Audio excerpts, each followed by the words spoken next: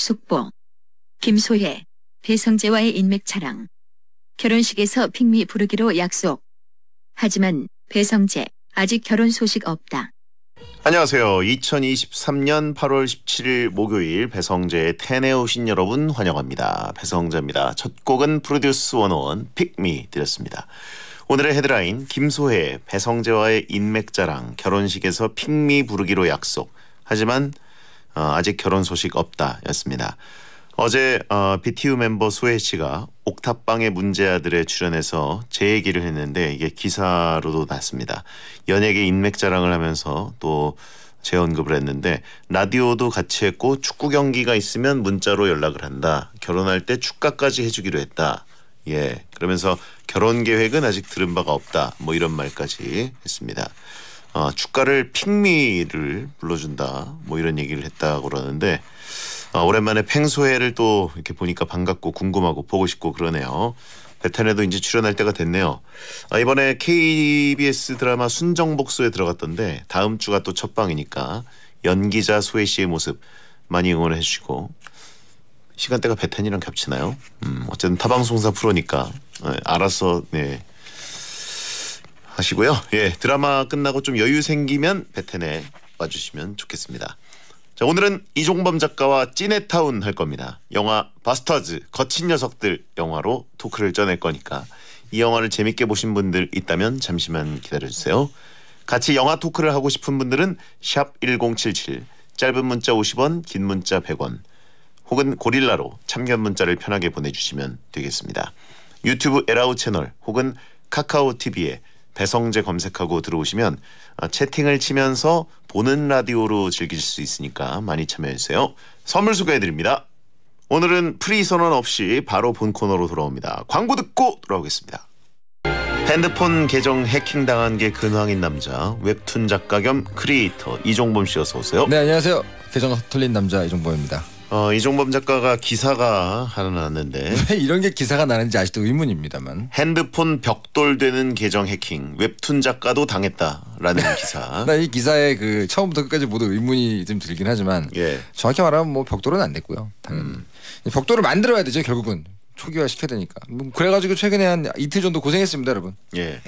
사과폰 벽돌되는 계정 해킹 웹툰 작가도 당했다. 그러니까 예. 도는 뭐예요, 근데? 그러니까 제 의문이에요. 웹툰 작가들이 오히려 창작에 힘을 쓰다 보면 오히려 이런 데 좀 약해지지 않나요?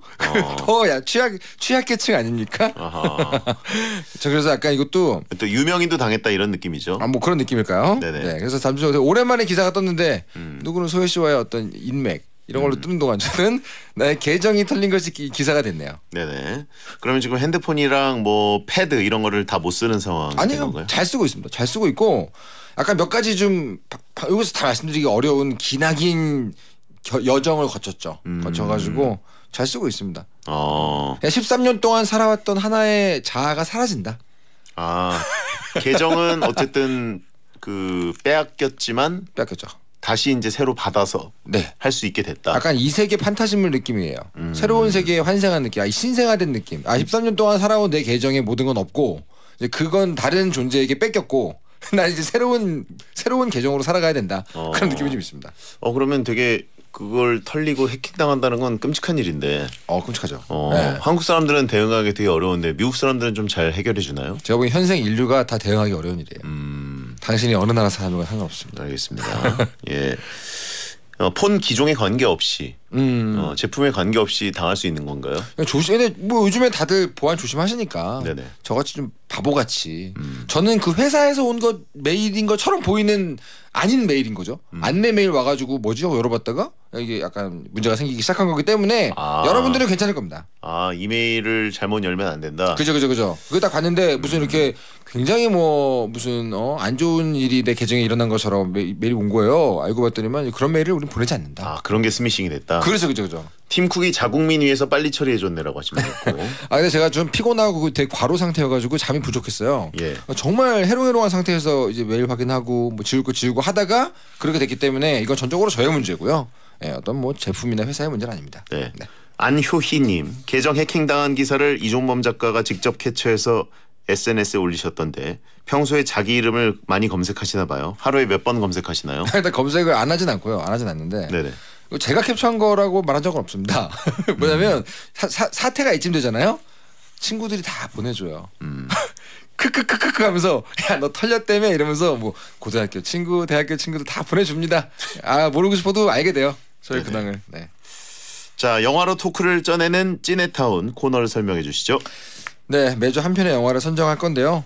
고른 영화에 대해서 그 내용은 물론이고요. 촬영 기법, 캐스팅 비화 등등 영화 관련된 다양한 TMI로 토크를 나눠보는 시간입니다. 네, 오늘은 타란티노 감독의 영화군요. 그렇습니다. 바로 2009년에 국내 개봉한 영화 바스타즈 거친 녀석들, 어딘가에서 나쁜 녀석들로 나오는 바로 그 영화입니다. 네네. 2차 세계대전을 배경으로 한 영화, 엄밀히 말하면 사극, 시대극이죠. 예. 쿠엔틴 타란티노가 각본도 쓰고 감독도 하고 브래드 피트가 주연을 맡으면서 아주 화제가 됐는데 이 감독 영화의 특징이죠. 굉장히 대사가 많습니다. 수다로 가득하죠. 네네. 그 특징이 잘 드러난 영화고 이전까지는 킬빌 이것이 뭐 대표작이었다면 이 이후부터는 바스타즈가 대표작이 됐다는 말이 있을 정도로 굉장한 영화였습니다. 네네. 줄거리 말씀드릴게요. 독일이 무차별적으로 유대인을 학살하던 2차 세계대전 시기 유대인 출신의 미군 알도 레인 중위 브래드 피트죠?는 당한 만큼 돌려준다라는 신념으로 그와 함께 뜻을 함께하는 사람들을 모아서 바스타즈 다른 말로는 개떼들이란 조직을 만듭니다. 각각의 분야에서 재능을 가진 그 조직원들을 모은 알도 레인은 나치가 점령한 프랑스의 한 작은 마을에 위장을 잠입해서 피해 복수를 준비하는데요. 네네. 이 프랑스 마을에서 독일군에게 가족을 모두 잃은 유대인 쇼산나 멜라니 로랑을 배우죠. 이 쇼산나 또한 신분을 숨긴 채 복수를 준비하고 있습니다. 네네. 과연 이들이 복수에 성공할 수 있을지 숨죽이고 보게 되는 스타일리시한 영화입니다. 네. 저는 뭐 쿠엔틴 타란티노 영화를 뭐 단 한 편도 재미없는 영화를 본 적이 없어서. 아 그렇죠. 예. 그러고 보니까 정말 재미없는 영화가 없어요. 한 편도 없어요. 가장 중요하게 생각하는 게 재미다. 네. 그런 얘기를 본인도 할 정도로 심지어 이 영화에 대해서도 얘기하겠지만 시대극을 만들 때 모두가 머리를 쥐어 싸매는 문제를 뭔 소리야 재밌으면 장땡이지. 그리고 그냥 뻔뻔하게 가버리는 배우거든요. 네네. 그렇습니다. 팬이시군요. 엄청난 팬이죠. 저는 그 어렸을 때 펄프 픽션을 보는 순간부터 엄청난 팬이 됐고. 그렇죠. 펄프 픽션을 이제 우리나라에서 이렇게 봤을 때 일단 좀 의문이었어요. 아니 네. 이게 엄청 재밌는데 이게 튀는 거예요, 막. 네네네네. 왜 이렇게 튀지? 편집이? 이랬더니 영등위에서 그거를 그렇게 가위질을 해가지고 우리나라에다가 던져놨더라고요. 그렇죠. 그래가지고 그 원작 그 무삭제판 찾아보는데 엄청 오래 걸렸고 이해할 수가 없다. 예. 그런 상황이 됐죠. 그걸 왜 그렇게 잘라냈는지. 최초의 쿠엔틴 타란티노 영화는 펄프 픽션이었습니까? 그렇죠. 저도 그건데 너무 어렸을 때였어요. 기억이 잘 안 나요. 오히려 더 기억에 남는 건 이제 황혼에서 새벽까지. 그것도 기억나고. 그리고 뒤에 가면 황혼에서 새벽까지는 네. 쿠엔틴 타란티노 영화가 아니지 않나요? 아닌가요? 로베르토 로드리게스. 나 왜 이렇게 기억하고 있지? 그거 아닌데? 새벽의 황당한 저주인가요? 그것도 아닌가요? 저수지의 개들. 나 머릿속에서 다 헷갈리고 있네요. 저수지의 개들이 아마 쿠엔틴 타란티노. 저수지의 개들도 네네네. 제가 아주 초기에 봤던 큐티 감독이죠. 큐티 감독. 이 영화가 굉장히 매력적인 캐릭터들로 이제 진행되는 어떻게 보면 캐릭터극인데 네네. 그 중에서 나치 친위대 대령 한스 란다 이분 다들 기억하실 겁니다. 이 한스 란다는 뭐 영화 역사상 최고의 악역 탑3에 뽑혔어요. 네네. 1, 2 혹시 아시겠어요? 1, 2요? 네. 영화 역사상 가장 위대한 악역 1위, 2위. 1위는 아무래도 그 한니발 렉터. 아닙니다. 아니에요? 그 사람이었죠. 하지만 지금은 히스레저 조커입니다. 2위는요. 바로 안톤 쉬거. 우리가 했죠. 안톤 쉬거. 노인을 위한 하나다. 그리고 3위가 한스 란다. 바스타즈에서 이렇게 뽑혔어요. 한니발 렉터가 밀렸어요? 밀렸죠. 물론 이런 종류의 그 랭킹은요. 네네. 주 최측에 따라서 정말 다양한 버전이 있습니다. 어허. 한니발 렉터가 부동의 1위인 랭킹도 어딘가에 있겠죠. 네네. 근데 지금 현재 말씀드린 3명 다 한 칼 하잖아요. 딱 보면 이 한스 란다의 인기가 어느 정도였는지 아십니까? 이게 이 한스 란다 역을 맡은 배우가 오스트리아 출신 배우신데 크리스토프 발츠 이분이 이 역할 하나 가지고요. 칸 영화제 나무조연상, 아카데미 시상식 나무조연상, 골든글로브 나무조연상 거의 뭐 이 당시에 27개의 상을 받으셨어요. 그러니까 이걸로 사실은 헐리우드에 처음 진출하신 분이신데 이 뒤에는 이제 많은 분들께서 많은 곳에서 이분을 찾았죠. 처음에 이 감독이 알도 레이는 딱 브래드 피트다 생각하고 썼대요. 근데 한스 란다 언어 천재야. 언어 천재인데 정말 무서워야 되는데 누구를 할까 하고서 정말 많은 분들을 오디션을 봤어요. 네네. 근데 이때 레오나르도 디카프리오도 있었거든요 후보에. 근데 독일어를 못 하셔가지고 이분은 안 됐고. 이거 아무래도 이 캐릭터가 제일 중요한데 할 사람이 없나 보다 싶을 때쯤에 딱 등장한 사람이 크리스토프 발치였습니다. 굉장한 어떻게 보면 구원투수였죠. 이분이 등장할 때마다 그 쫄리는 긴장감. 바로 하시는군요. 숨이 확 죽죠. 진짜 그쵸. 숨 죽이는 게 그 초반에 나타났을 때도 네네네. 엘리제를 위하여 음악과 함께 맞아요. 멀리서 차 타고 나타나서 분명히 이제 저 그 게시타포 느낌. 그렇죠. 와가 저벅저벅 들어와서 우유 한 잔 달라고. 그러니까요. 우유 마시고 담배 피우는데 왜 이렇게 긴장이 되는지. 그러니까요. 한스 란다가 왜 긴장되느냐에 대한 여러 가지 작가들의 분석이 있어요. 예. 한스 란다의 화법 혹시 예. 어떤지 아십니까? 뭐죠? 말하는 굉장히 부드럽게 젠틀하게 말하잖아요. 얘기하죠. 젠틀하게 말하잖아요. 네. 근데 무서운 단어를 얘기할 때는 반드시 상대방의 입으로 말하게 합니다. 나에 대한 별명을 들으셨나요? 뭔지 말해보세요. 내가 어떻게 하는지 아세요? 뭔지 말해보세요. 그러니까 뭐냐면 굉장히 잔혹하고 무섭고 뭔가 자기가 원래 어떤 사람인지에 대해 말하게 하는 건 전부 상대방의 입을 통해서 말하게 하거든요. 그러면 상대방에게 말을 하면 상대방이 자기가 했기 때문에 그 말에 지배됩니다. 이게 심리적인 화술이 굉장한 거죠. 그렇죠. 그 사람은 굉장히 밝고 굉장히 젠틀하게 얘기하고 있지만 맞아요. 그 프랑스 농부 그렇죠. 그 사람은 땀을 뻘뻘 흘리면서 그렇죠. 엄청난 긴장감을 느끼고 있는 거죠. 사실 이런 종류의 첫인상을 정말 잘 만드는 감독이긴 한데 한스 란다와 알도 레인 두 배우의 두 역할에 어떤 첫 등장 씬이 아주 압권이었던 영화입니다. 사실 이 외에도 유명한 배우들 많이 나왔잖아요. 예를 들면 마이크 패스벤더 어디 가면 주연이잖아요. 네네. 근데 이 쿠엔틴 타란티노는 그런 거 없습니다. 마이크 패스벤더가 등장해도 그냥 보내버리죠. 이런 식의 것들을 많이 하시죠. 네네. 사람들이 많이 몰랐던 게 장만옥 씨가 원래 출연했어요. 그래요? 장만옥 씨가 같이 촬영을 했어요. 어디서요? 극장 원래 주인이 마담 미미유라고 나오잖아요. 쇼산나의 고모라는 설정이죠. 물론 아니지만 네네. 그 미미유 역으로 출연을 했는데 약간 이거 내용상 좀 군더더기 같다 싶어가지고 편집됐다고 합니다. 장만옥 씨 되게 아쉬웠겠네요. 이 정도 영화에서 편집되면 좀 아까울 것 같긴 한데 따로 잘 챙겨주지 않았을까요? 그것도 굉장히 좀 과감하네요. 그러니까요. 장만옥 급의 배우를 그 정도가요. 설득이 됐다는 것 자체가 또 그러니까 말입니다. 원래는 그 마담 미미유라는 인물에 대한 이야기도 좀 있었다는 얘기죠. 원래는. 근데 이 영화 자체가 매니아가 굉장히 많으니까 네네네. 사실 외전처럼 감독판, 무삭제판 이런 것들도 한번 확장판 이런 것도 내보내도 사람들이 많이 볼 것 같기도 한데. 그러니까요. 그냥 한 3시간짜리 만들어주시면 어떡하나 어떨까 그 생각을 합니다. 자, 아무튼 저는 이거를 잔인한 장면이 좀 있잖아요. 많이 잔인하지 않나요 이거? 많이 잔인한데. 그래서 제가 잔인한 장면을 좀 싫어하기 때문에. 저도요. 근데 이 영화를 쿠엔틴 타란티노 영화는 필수적으로 잔인한 장면이 많이 섞여 있죠. 무조건 나옵니다. 그래서 잔인한 장면을 요리조리 피하면서 굉장히 자주 봅니다. 왜냐하면 쿠엔틴 타란티노 영화는 아주 맛깔스러운 먹방 장면이나 그죠. 맛있는 장면들이 또 많거든요. 잘하죠. 펄프 픽션도 맛있는 햄버거 먹방 잘하죠. 장면이라든가 잘하죠. 이런 개가 있고 꼭 나오는 것 중에 몇 개 있잖아요. 잔인한 장면 그리고 발 장면 그리고 먹는 장면 이런 게 있는데 사실 잔인한 장면 보시면은 약간 나중에 보다 보면 좀 무뎌집니다. 이 사람 영화에서 보다 보면 무뎌져요. 경쾌하게 포장을 하기 때문에. 자 그리고 베어라고 불리는 사람 있잖아요. 고음 유대인. 그 방망이 휘두른 사람. 도니 도너위츠. 네네. 이분이 원래는 후보가 타란티노 감독의 친구고 많은 분들이 아시죠. 아담 샌들러. 근데 우리는 사실은 굉장히 그 코미디 배우로 유명하게 알고 있지 않습니까? 아메리칸 파이. 그렇죠. 근데 아담 샌들러도 아메리칸 파이가 굉장히 어렸을 때 찍은 거거든요. 근데 지금 아저씨잖아요. 근데 아직도 그 얘기를 하는 거 보면 기분이 어떨까 싶긴 한데, 아무튼 그래서 이 아담 샌들러가 후보였다가 그 당시에 이거 찍을 당시에 되게 아담 샌들러가 섬세한 감정 연기를 해야만 하는 영화를 찍고 있었어요. 펀치 드렁크 러브 이런 거. 그러니까 나 이거 방망이 휘두르면서 약간 그 나치들 머리 때리는 그런 역할을 할 수 있을까? 그래서 걱정할 때쯤에 일라이 로스가 캐스팅이 됐죠. 굉장히 그 에너지가 엄청난 눈이 진짜 휴고 스티글리츠와 함께 정말 무섭다 이 사람들. 방망이 휘둘리기 위해서 태어난 눈빛 같았습니다. 그렇죠. 참고로 말해서 이 영화의 배경이 프랑스인데요. 촬영은 전부 독일에서 했습니다. 여러분. 그래요? 네. 이게 사실은 아주 어린 시절에 그 쇼산나가 숨어있던 그 초기에 나온 집 있잖아요.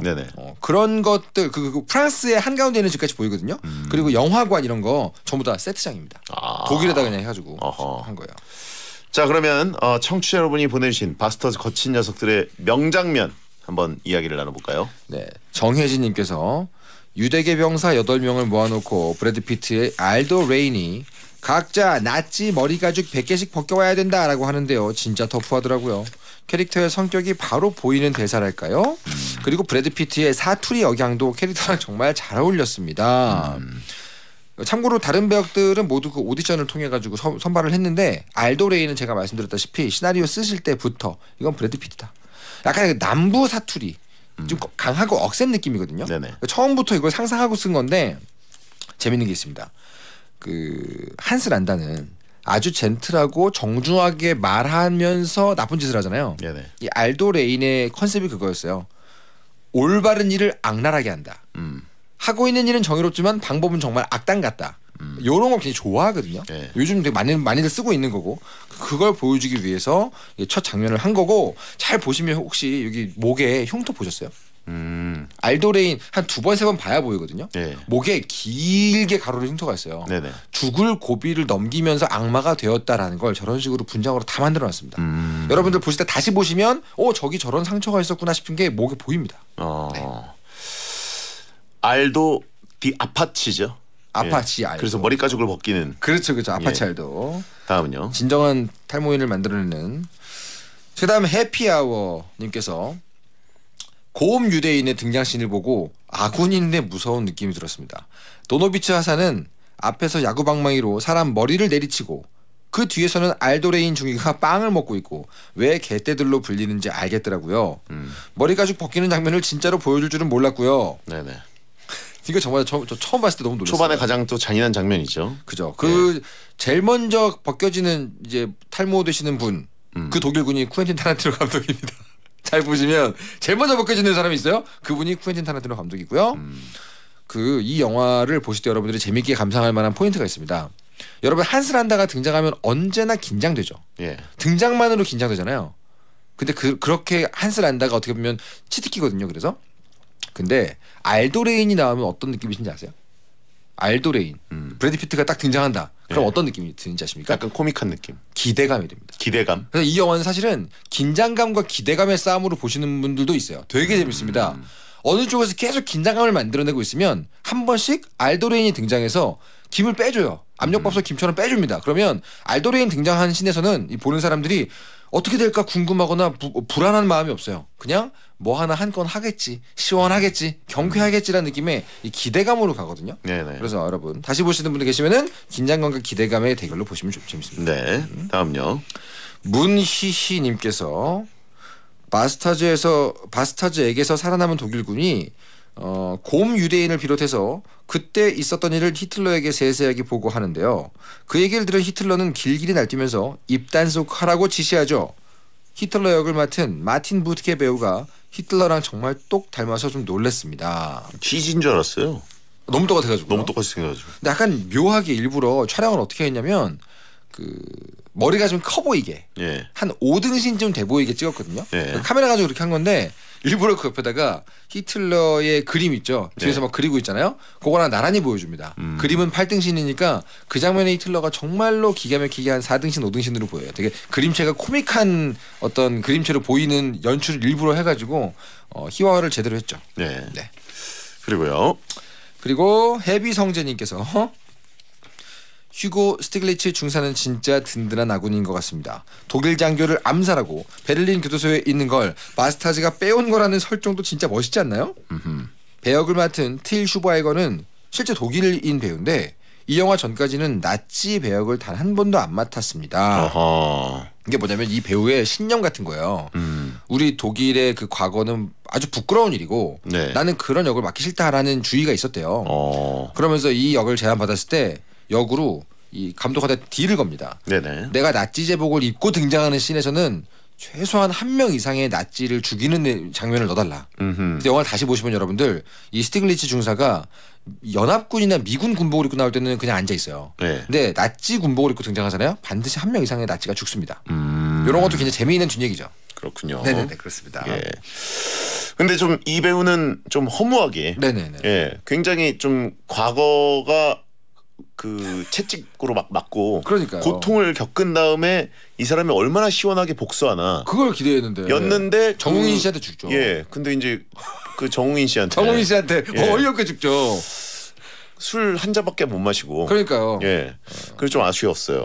그렇습니다. 예. 아주 아쉬운 장면. 뭐 아쉽다라기보다 어쨌든 좀 생각보다 허무하게 갔다. 이 감독의 어떤 재주죠. 그렇죠. 이렇게 보내면 안 되는데. 예, 허무하게 가는 배우들이 많아요. 그렇습니다. 이 영화를 보다 보면. 자, 2부에 돌아와서 또 쪄보겠습니다. 배성재 10 2부가 시작됐습니다. 이종범 작가와 영화로 토크를 쪄내는 찌네타운 함께하고 있고요. 오늘은 영화 바스터즈 거친 녀석들 토크를 나누고 있습니다. 청취자들이 보내주신 바스터즈 거친 녀석 등 명장면을 나누고 있는데 네. 지금 비가 온다는 곳들이 있거든요. 8772님이 서울은 비 안 오나요? 저희 있는 곳은 비가 무섭게 쏟아져요.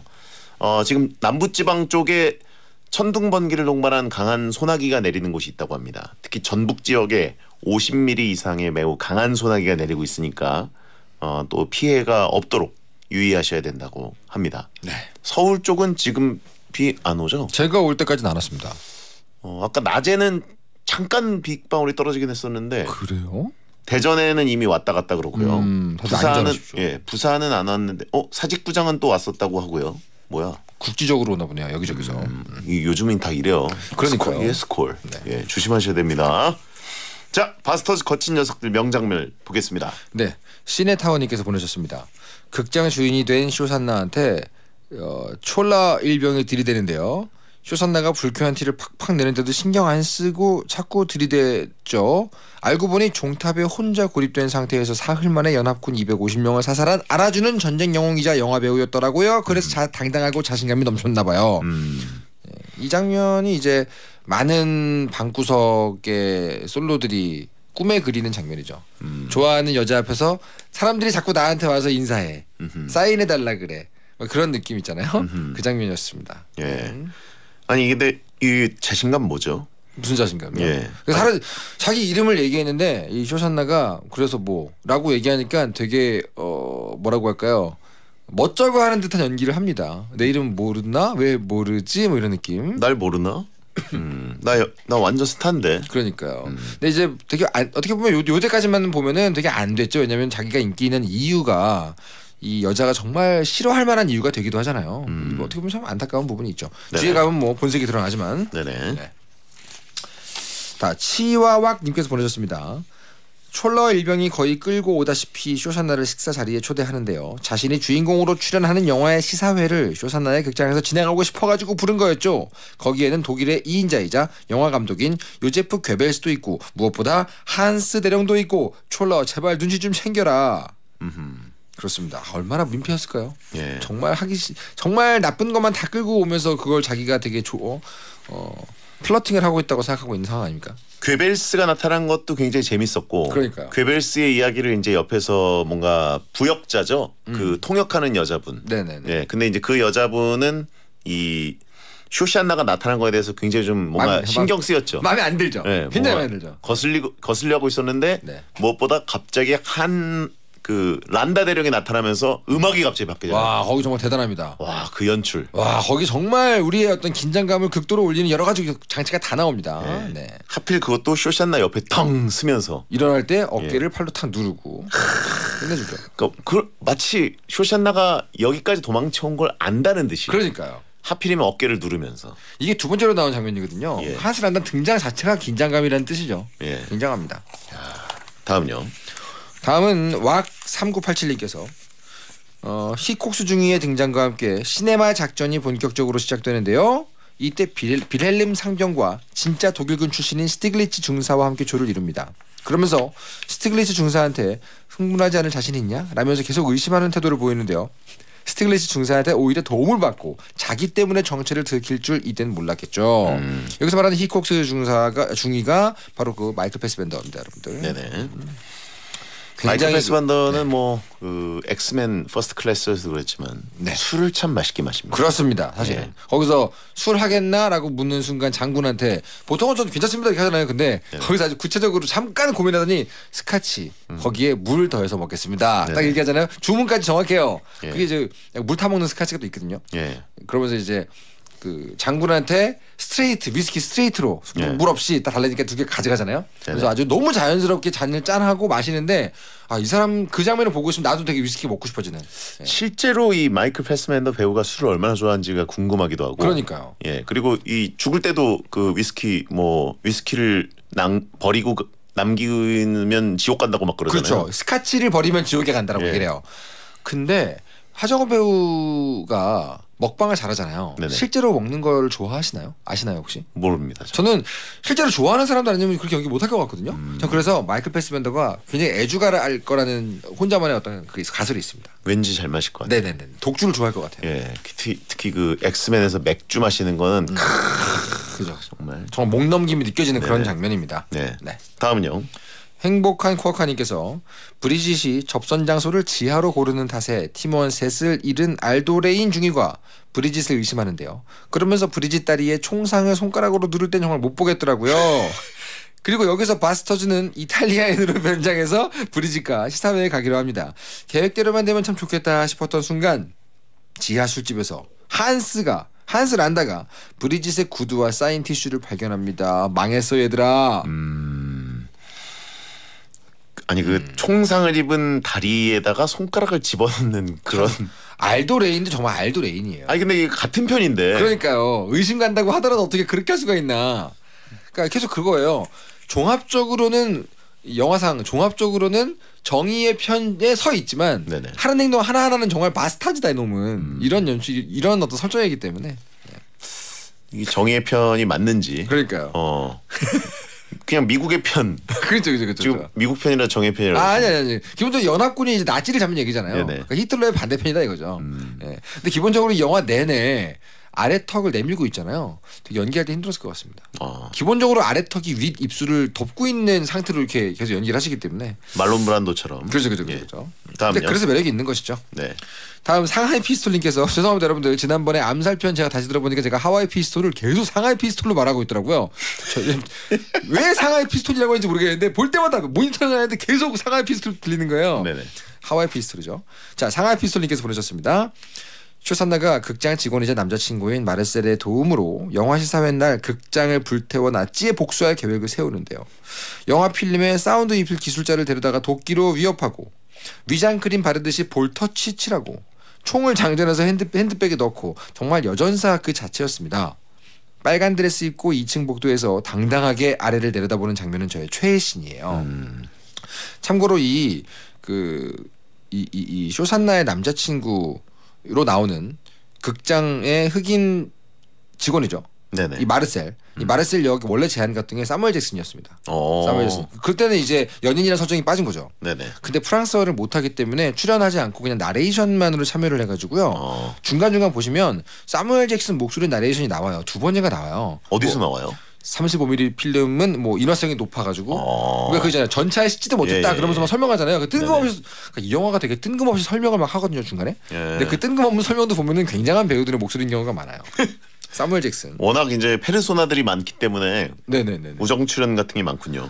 솔직히 쿠엔틴 타란티노 영화에서 잠깐 나오는 카메오, 잠깐 나오는 목소리라도 할래? 그러면 거절할 배우는 없을 것 같아요. 그렇죠. 굉장히 재미있고 되게 캐치한 부분이 있기 때문에 좋아할 것 같습니다. 아하. 네. 여기서 이제 완전히 거의 불의 여신, 불의 마녀로 변신하는 장면. 그렇습니다. 사실 이 시나리오만 쭉 읽잖아요. 주인공은 쇼산나거든요.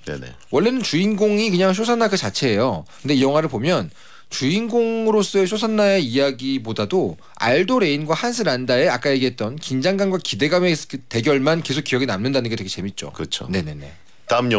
다음은요. 움파룸파님께서 보내셨습니다. 브리짓과 바스타즈가 영화관에서 한스 대령을 마주하는데요. 다리를 왜 다쳤냐는 한스 질문에 브리짓이 등산을 하다가 넘어졌다 라고 답하죠. 그 얘기를 듣고 한스가 말 그대로 빵 터집니다. 정말 완전히 빵 터지죠. 프랑스에는 산이 없잖아요. 그래서 얘기하잖아요. 파리에 어떤 산에 가셨나요? 하면서 막 웃죠. 그 정도로 웃을 필요가 있나 싶을 정도로 웃잖아요.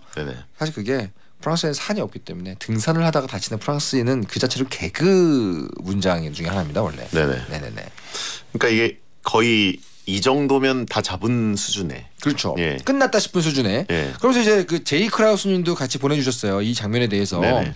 이 바스터즈 팀하고 한스 대령의 대화신이 너무 재밌었습니다. 제가 듣기에도 심하게 어설픈 이탈리아어로 꼴라미 손끝 이렇게 하죠. 네, 꼴라미 하고 자기소개하는 알도에게 한스가 유창한 이탈리아어로 답합니다. 그 이름 어떻게 발음하냐고요. 몇 번씩 되묻고요. 다 알면서 모르는 척 능청스럽게 구는 한스 대령 때문에 대리 수치감이었습니다. 야, 여기서 그 불어랑 영어 하는 건 알았지만 이태리어 것까지 나오는 때 소름 돋죠. 소름 돋죠. 예. 아, 진짜 언어 천재구나라는 느낌으로 쫙 꼴라미. 완전 망한 타이밍이었죠. 망한 타이밍이죠. 예. 네네. 그래서 이건 뭐 거의 이미 발각된 게 거의 확실해 보였고. 그렇죠. 이미.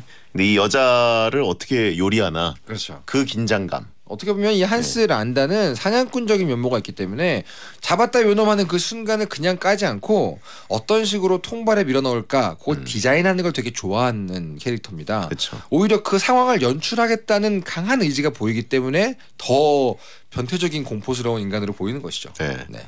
근데 이제 그 알도 브래드 피트 자체가 네네. 워낙 이제 지금 주인공으로 가고 있고 네네. 히틀러를 어떻게 하나. 그리고 우리는 이제 역사를 알고 있기 때문에 그렇죠. 여기서 히틀러가 죽을 타이밍이 아니라는 생각이 들잖아요. 알잖아요.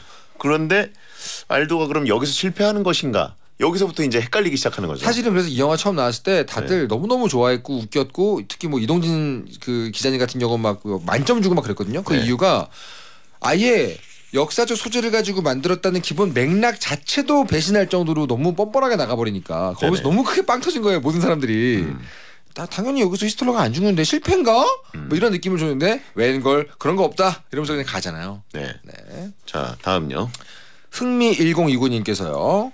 한스 대령이 브리짓만 따로 방에 데려가서 자기 코트 주머니에 있는 것 좀 꺼내달라고 요청하잖아요. 네네. 거기서 바로 브리짓의 구두가 나옵니다. 음. 그리고 브리짓 발에 신기는데 이때 웃음을 멈추고 모든 걸 체념한 듯한 브리짓의 표정 연기도 정말 좋았어요. 그리고 한스 대령이 브리짓의 목을 졸라 죽이죠. 정말 무서운 사람입니다. 참고로 요 그 목 조르는 장면을 배우하고 합의를 해가지고 실제로 목을 졸라 찍었대요. 근데 배우의 안전을 위해서라고 되어 있는데 타란티노 감독이 직접 목을 졸랐다고 하거든요. 그게 굳이 안전과 그 상관이 있을 것인가? 많이 졸라봤나 보네요. 그러게요. 그리고 참고로 말씀드리면 여러분들 이 영화의 또 분의 삶이 시작되는 장면 정확히 115분이 여기서부터입니다. 아, 목 조르는 이 부분. 그 브리짓이 잡혀가서 죽고 나머지 멤버 알도레인이 잡혀가고 요 시퀀스 여기가 정확히 115분 4분의 3 지점입니다. 여기서 이제 브리짓을 해치운 다음에 네네네. 굳이 본인의 손으로 그렇죠. 그 다음에 헝클어진 머리를 살짝 이제 내보내면서 네. 전화기로 하얀 셔츠. 그 하얀 놈들 하얀 셔츠. 그다음에 이제 아주 간단하게 체포해 버리죠. 그죠.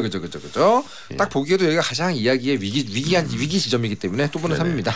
그래서 이 얘네들을 더군다나 머리 가죽을 그렇게 벗겼던 애들을 그러니까요. 도대체 얘네는 얼마나 잔인하게 처리할 것인가였는데 뭐 여기서부터 또 반전이 있었고. 그렇죠. 자, 그리고 하나 더. 하나만 더 할까요? 네. 곤지암님께서 이어지는 장면입니다. 브리짓 정체가 들통나면서 알도레인 중이 또한 나치에 잡히죠. 한스 대령이 바스타즈를 앞에 두고 미군 쪽과 통화하던 장면이 정말 전 최고였습니다. 빙고 유후 하면서 신나하더니 자기를 이중첩자로 기록하라느니 연금을 달라느니 말도 안 되는 소리를 하잖아요. 사람을 그렇게 많이 죽여놓고 정말 소름 돋지 않습니까? 갑자기 여기서 이 사람은 정말 똑똑하구나. 네. 흐름을 읽고 있었어요. 그러니까요. 아예 이 전쟁은 곧 끝난다. 이걸 다 알고 있던 거죠. 정말 천재입니다. 어떻게 보면. 그리고 뭔가 결국 이제 엔딩 뭐 다 아시는 분들이 있겠지만 네네네. 그럼 한스 란다 대령은 이마에 이 나치 표시가 새겨진 채로 어디 미국 어디선가 살고 있는 건가? 유럽 어디선가? 그러니까요. 뭐 아르헨티나나 뭐 이런 데 어디선가 살고 있는 건가? 이런 암시까지 주는. 그러니까요. 예. 자 그러면 찌네타운 이번에는 숨막힐 정도로 긴장되는 장면 월드컵을 해보러 갑니다. 저희가 그동안 명장면 나누면서 뭔가 빠진 것 같은데라고 생각하신 분들 많을 텐데 숨막힐 정도로 긴장되는 장면 월드컵 저희가 3개 정도로 골라봤는데 네. 뭐가 최고일지 한번 가보겠습니다. 자, 후보 1번. 후보 1번입니다. 유대인 쇼산나 가족을 몰살하기 직전에 한스 대령과 농장 주인의 대화 장면. 1941년 유대인 드레피스 가족을 숨겨주고 있던 한 프랑스 농가에 나치 친유대 대령 한스 란다가 찾아옵니다. 오프닝 장면이죠. 오프닝. 그리고 우유를 한 잔 얻어 마시면서 유대인 가족이 어디에 숨어있는지 실토하라면서 집주인을 압박하는 장면입니다. 찬성 의견은요. 나치 장교가 사람 좋은 웃음과 존댓말로 분위기를 풀려는 듯한 모습을 보이는데요. 그러면서도 묘하게 무례하고요.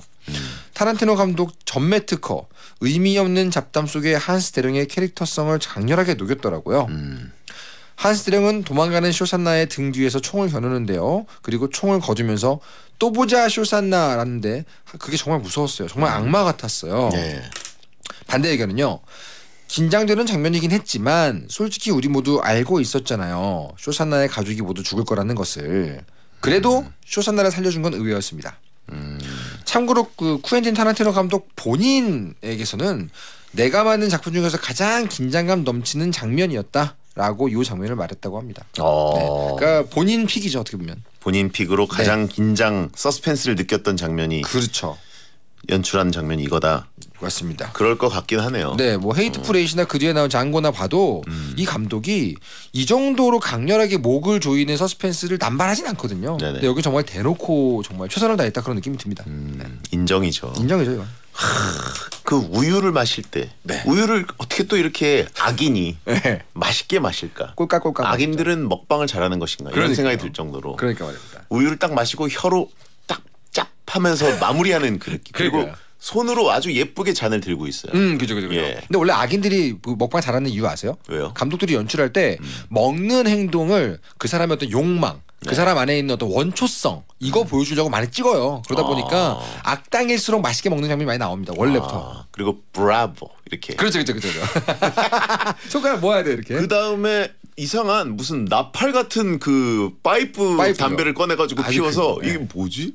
약간 코믹하죠 거기는. 네, 거긴 또 이거 뭐 만화같이 저 품에서 어떻게 저렇게 거대한 담배가 나왔지? 이런 생각이 들죠. 자 다음 후보. 후보 2번은요. 한스 대령과 극장 주인이 된 쇼산나가 디저트를 먹는 장면입니다. 유명한 장면입니다. 쇼산나에게 관심을 보이던 독일군 촐러 일병이 쇼산나를 갑작스럽게 레스토랑으로 초대했죠. 거기에 쇼산나의 가족을 다 죽여버린 한스 대령이 등장해서 쇼산나에게 디저트로 슈트르델을 권하는 장면입니다. 찬성 의견은요. 유대인은 유제품과 육류를 같이 먹지 않는데 한스가 그걸 쇼산나에게 시험해 보더라고요. 만찬이 끝난 뒤에 유대인으로서의 치욕과 안도감이 동시에 드는 쇼산나의 연기가 엄청났어요. 헐떡였죠. 그죠. 갑자기 숨을 몰아쉬죠. 정말 좋은 연기였습니다.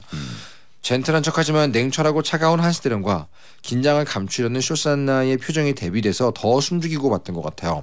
한스는 쇼산나를 알아본 걸까요? 아닐까요? 반대 의견은요. 촐러도 그렇고 같은 자리에 있는 괴벨스도 그렇고 전부 쇼산나가 프랑스인인 줄 알았잖아요. 당당해도 됐을 텐데 쇼산나가 너무 긴장해서 오히려 티가 나지 않았을까요? 긴장보다는 좀 답답한 장면이었어요. 여러분들 이거는 뒷얘기로 많이 나옵니다. 실제로 여러분들 그 두 사람이 그 디저트를 시킨 게 그 슈트르델이 2차 대전 당시에는 버터가 부족해가지고 돼지 비계를 이제 정제해서 굳힌 걸 라드라 그러잖아요. 그 라드를 가지고 만든 빵이래요. 그 안에 고기도 들어있고. 근데 유대인들은 고기를 먹었으면 고기가 다 소화된 뒤에 유제품을 먹고 유제품을 먹었으면 그게 소화된 뒤에 고기를 먹어야 되는 풍습이 있다고 합니다. 근데 이걸 시험해 보려고 동시에 크림 넣어가지고 먹어 막죠. 그런 느낌. 이게 슈트르델 이 집이 슈트르델 기가 막힌데 이거 먹어야 된다고. 그죠. 이 집은 이걸 먹어야죠. 그리고 에스프레소 먹고 너는 우유 할 때 헉헉하죠. 헉. 알고 있는 건가? 왜 나는 우유지? 그러니까요. 사실 이게 알고 보면 뭐 유제품이니까 고기랑 먹어라 이런 거겠죠. 그 다음에 크림이랑 같이 먹으라고. 크림을 안 시켰네. 그러면서 그렇죠. 크림 올 때까지 기다리라고. 그래서 크림을 이렇게 딱 퍼서주는 그것도 아주 클로즈업을 해가지고. 그러니까요. 싹 퍼가지고. 굉장히 맛있게 연출을 하고. 그렇습니다.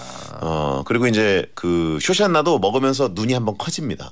맛은 있네 이런 표정. 그런 건가요? 자, 그런 해석 아닌 것 같은데요. 그런 거 아닌가요? 아닌 것 같은데요. 너무 지금 눈이 한번 커져요. 너무 지금 과몰입하신 거 아니에요? 아니요. 눈은 한번 커지는 거 보면 맛은 확실히 있다. 하긴 그래서 인정 그런 표정입니다. 그래서 란다가 그걸 보고 어때 하면서 맛있죠, 괜찮죠 하면서 씨 웃죠. 네네. 맞아, 그런 연기가 있죠. 그리고 한스 란다는 이제 에스프레소에다가 그 설탕을 그렇습니다. 너무 많이 넣어요. 변태같이. 3스푼인가? 4스푼인가 넣습니다. 너무 많이 넣고 그다음에 담배를 그 포크로 이렇게 건포도 같은 거를 맞아요. 하나 찍어가지고 찍어서 먹죠. 그런 디테일. 그 연기는 보셨군요. 진짜, 보셨군요. 찍어서 한번 먹는. 그 슈트루데 안에서 빠져나온 고기가 아니었을까요? 마지막에. 그걸 어떻게 찍어 먹을 생각하는지. 그런 순간이 있죠. 정말 광인의 느낌이었어요. 내 한 입에 들어갔는데 한 조각이 부족한데 저기 있어. 그래서 추가로 더해서 먹는 그 장면. 그리고 그걸 왜 담배꽁초를 한 3분의 2 이상 남은 곳에 꽂았을까? 그게 그 설이 몇 가지가 있는데 저도 찾아보니까 그런 설도 있어요. 영화 초반부에 쇼산나가 숨어 있었던 그 집 있죠. 프랑스의 농부의 집. 그 집하고 형태가 거의 비슷한 모습이 돼버립니다. 담배를 꽂는 순간 이게 굴뚝같이 돼가지고. 근데 이런 설도 있는데 그건 좀 억지 같은데. 그러니까 제가 보기엔 그런 설보다는 이런 식으로 나 어차피 이거 먹으려고 한 거 아니고 너 알아보려고 한 거야 라는 느낌도 약간 주는 느낌이 있죠. 어쨌든 이거 자체는 동서고금을 막론하고 무리한 느낌 아니에요? 그죠. 음식에다가. 당연하죠. 자, 다음 후보. 다음 후보 3번은요. 바스타즈와 독일군이 지하 술집에서 신경전을 벌이는 장면입니다. 그렇죠. 내용은요.